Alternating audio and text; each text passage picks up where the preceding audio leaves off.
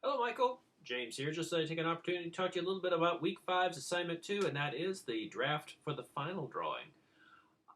Looking at what you've got here, I think that the figure is well drawn. I mean, I think that the figure is proportional, and I think that the line work in general is very clean, nice straight lines in the stool, and I think that if you look at the way the figure is drawn, the contours are very nice. Handwork is very nice. The look of the hands are well drawn.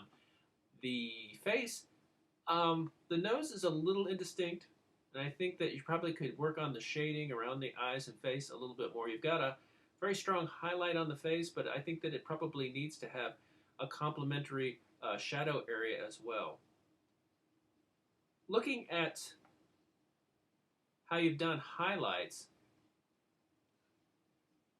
the problem that I see is that you have distinct areas that have strong light on them, but there are also areas that probably should have at least perhaps a lesser amount of light on them, but the lighting should be there as well. I'm talking about sort of in the lower torso area, the upper chest probably could use some more highlighting. Uh, Play around a bit more with what you're doing with the face because right now you've got light coming from this direction. Whoops.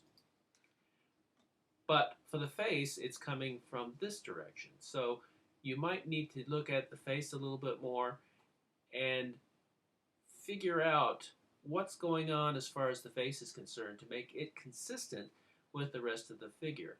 Likewise, you have lights hitting the knees, but the light isn't really hitting the hands very much.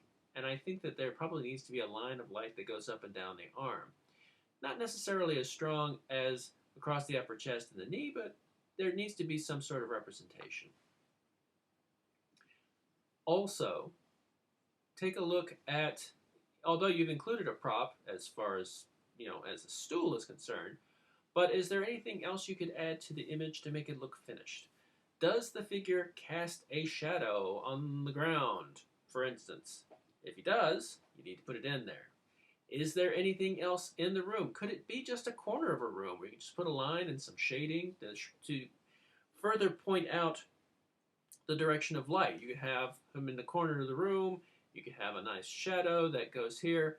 And honestly, that's enough.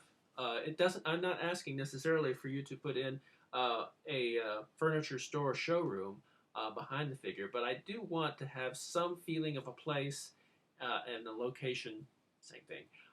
But I want the drawing to look like a finished piece. That's really what I'm shooting for here. And right now, what I'm looking at is a good student exercise, but it's just that. And I'd like to see you push it a little bit further.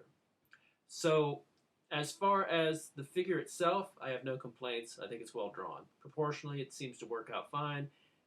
For goodness sakes, put a nose on him, though. And I would like to see you push darker shadows. I forgot to say anything about core shadows. You've got some nice dark stuff going on with the hair, but that's the darkest place. And that's where the eye goes straight to. If you introduce some of these darker shades along the body elsewhere, then it gives the eye several places to go on top of the figure instead of going straight for the hair and kind of sticking there.